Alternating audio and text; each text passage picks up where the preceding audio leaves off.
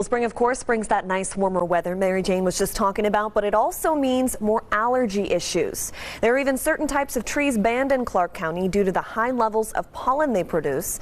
Madison Kimbrough spoke with a horticulturist about the history behind these trees and locals on how they're coping with all this. She joins us live in studio tonight with more. Madison. Yeah, Sasha, this is definitely the time where people get out their tissue boxes and nasal spray. And tonight we hear from an expert who shares how mulberry and olive trees are some of the biggest culprits in spreading pollen around in the air.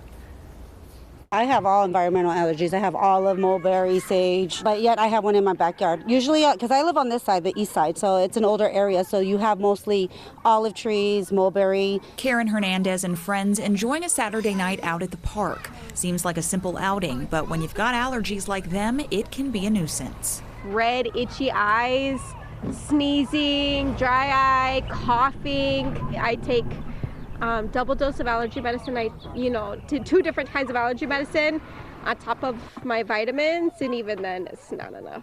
Though we often associate environmental allergies with specific allergens, some people are sensitive to irritants in the air, with tree pollen being one of the biggest reasons people's respiratory and immune systems act up during this time of year.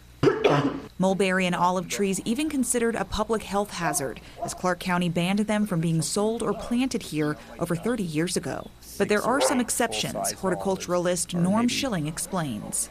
The males are no longer allowed to be sold in southern Nevada by law, and the same is true of fruiting olives. Fruitless olives are still allowed. Schilling adding that fruitless olive trees still produce flowers but not pollen. And as for those who already have these trees in their backyard, there is a way to maintain them so that your allergies aren't affected as much. So you can get a high pressure nozzle and actually physically spray water on the tree, and that will reduce the pollen.